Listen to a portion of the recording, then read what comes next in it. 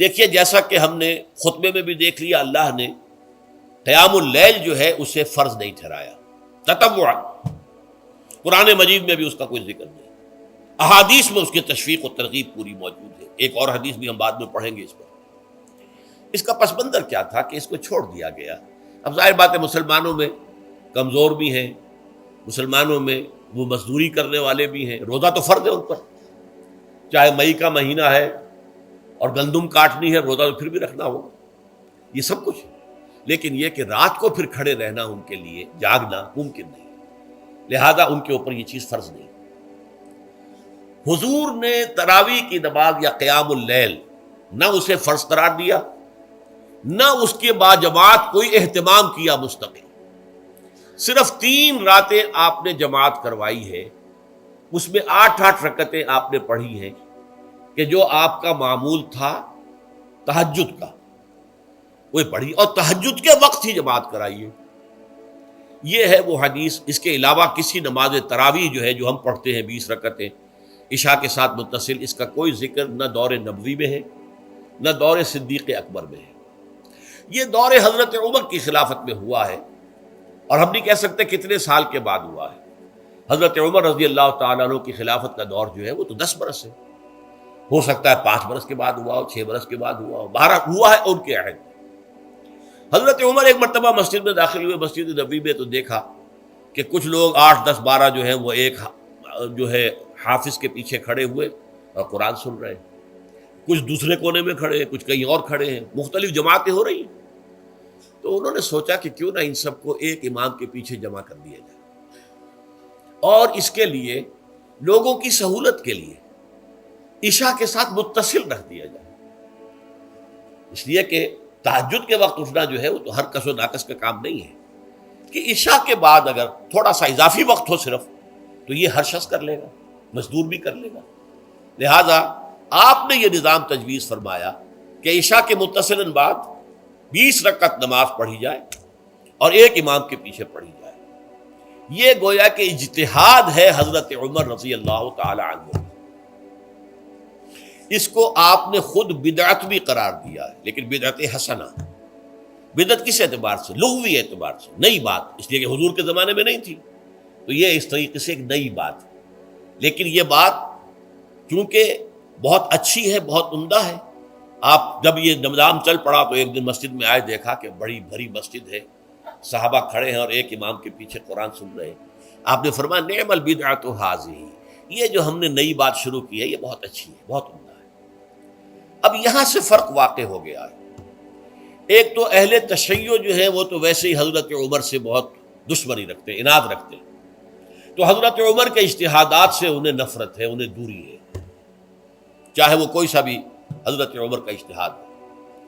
ہمارے ہاں اہل حدیث حضرات بھی در حقیقت حضرت عمر یا کسی اور خلیفہ راشد کے فعل کو وہ سمجھتے ہیں کہ یہ ایگزیکٹو آرڈرز ہیں، یہ ہمیشہ کے لیے نہیں ہے۔ حضرت عمر نے اپنے دور میں ایک نظام قائم کیا، ان کے دور کے لیے ٹھیک تھا، یہ ہمیشہ کے لیے نہیں ہے۔ ہمیشہ کے لیے وہ 8 ہی رکعتوں کے قائل ہیں، وہ تہجد والے، لیکن اس میں بہرحال انہوں نے بھی خود یہ اضافہ کیا ہے کہ وہ 8 رکعتیں وہ عشاء کے ساتھ متصل پڑھتے ہیں، تہجد کے وقت تو نہیں پڑھتے۔ اور حضور نے تو صرف 3 روز جو ہے وہ کرائی تھی جماعت، وہ لوگ 30 دن یا 29 دن پڑھ رہے ہیں، تو اضافہ تو انہوں نے بھی کر دیا، تو نظام میں تبدیلی تو ہو گئی۔ لیکن اہل سنت جو کہلاتے ہیں، ہمارے جو 4 جو ہیں، جو ہمارے مسلک ہیں، حنفی، مالکی، شافعی، حنبلی، ان کا اتفاق ہے اس پر حضرت عمر کا، کیونکہ ان کے سامنے اصول یہ ہے کہ حضور نے فرمایا علیکم بسنتی وسنت الخلفاء الراشدین المہدیین، تم پر لازم ہے کہ میری سنت کو پکڑو مضبوطی کے ساتھ، اور میرے خلفاء راشدین مہدیین جو ہیں ان کی سنت کو پکڑو۔ اس اصول سے یہ 4 فقہیں جو ہیں حضرت عمر کے اجتہادات جو ہیں ان کو بھی پابندی سمجھتے ہیں کہ تمام عمر کے لیے، قیامت تک کے لیے امت مسلمہ پر ان کی پیروی لازم ہے، لہذا اس میں اجماع ہے۔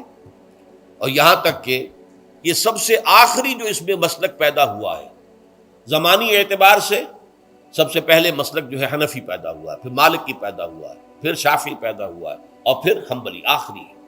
اور امام احمد ابن حنبل بہت بڑے محدث بھی ہیں، مسند احمد ابن حنبل جو ہے وہ بہت بڑی کتاب ہے، بہت اہم کتاب ہے، جامع کتاب ہے، تو ان کے ہاں بھی 20 رکعتیں ہیں، چنانچہ حرمین شریفین میں، سعودی عرب میں، مکے اور مدینہ منورہ میں جو نماز تراویح ہوتی ہے اس کی 20 رکعتیں ہیں، لیکن اہل حدیث حضرات جو ہیں وہ اس 8 کے اوپر اکتفا کرتے ہیں۔ بہرحال یہ ایک اختلاف ہے جو میں نے اس کا پس منظر بیان کر دیا، لیکن اس 20 رکعت نماز سے ادا کرنے سے، جو کہ زیادہ سے زیادہ 50 منٹ یا 1 گھنٹہ لگتا ہے، اس سے وہ قیام اللیل کا حق ادا نہیں ہوتا۔ قیام اللیل کا تو کچھ اور ہی تقاضا ہے۔ قیام کسے کہتے ہیں؟ یہ سورہ مزمل سے واضح ہوتا ہے، یا ایھا المزمل قم اللیل الا قلیلا نصفہ او انقص منہ قلیلا او زد علیہ ورتل القرآن ترتیلا۔ آدھی رات یا آدھی رات سے کچھ کم، یعنی تہائی رات، یا آدھی رات سے کچھ زائد، 2/3 رات، یہ ہے قیام اللیل۔ چنانچہ سورہ مزمل ہی کی آخری آیت جو دوسرا رکوع مشتمل ہے جس پر، اس میں صاف کہہ دیا گیا ان ربک یعلم انک تقوم ادنی من ثلثی اللیل ونصفہ وثلثہ وطائفۃ من الذین معک۔ اے اللہ کے نبی، اللہ خوب واقف ہے کہ آپ بھی اور آپ کے ساتھ ایک جماعت بھی رات کو کھڑی رہتی ہے، 2/3 رات یا آدھی رات یا 1/3 رات۔ تو یہ سارا معاملہ جو ہے قیام اللیل کا، گویا کہ کم سے کم 1/3 رات پر اس کا اطلاق ہو سکے گا، یہ نہیں کہ 1 گھنٹے۔ اب کس کے ضمن میں دیکھیے حدیث پڑھیے، تیسری حدیث ہے ان عبداللہ ابن عمرو ابن العاص رضی اللہ تعالی عنہ۔ یہ وہی عبداللہ ابن عمرو ہے جن کی میں نے آپ کو حدیث پہلے سنائی ہے۔ یہ ساری رات کھڑے رہتے تھے، پوری رات، اور ہر روز روزہ رکھتے تھے، جس پر حضور نے منع کیا، لا تفعل، مت کرو ایسا۔ رضی اللہ عنہما، یہ خود بھی صحابی ہیں اور ان کے والد عمرو بن العاص بھی صحابی ہیں۔ ان رسول اللہ صلی اللہ علیہ وسلم قال، کہ اللہ کے رسول صلی اللہ علیہ وسلم نے فرمایا، الصیام والقرآن یشفعان للعبد، روزہ اور قرآن بندے کے حق میں شفاعت کریں گے۔ یقول الصیام، روزہ یہ عرض کرے گا اللہ کی جناب میں، اے رب پروردگار، انی منعتہ الطعام والشہوات بالنہار، میں نے تیرے اس بندے کو دن کے دوران کھانے پینے سے اور اپنی شہوت کا تقاضا پورا کرنے سے روکے رکھا، یہ میری وجہ سے روکا رہا، تو میری شفاعت اس کے حق میں قبول فرما، فشفعنی فیہ، میری شفاعت اس کے حق میں قبول فرما۔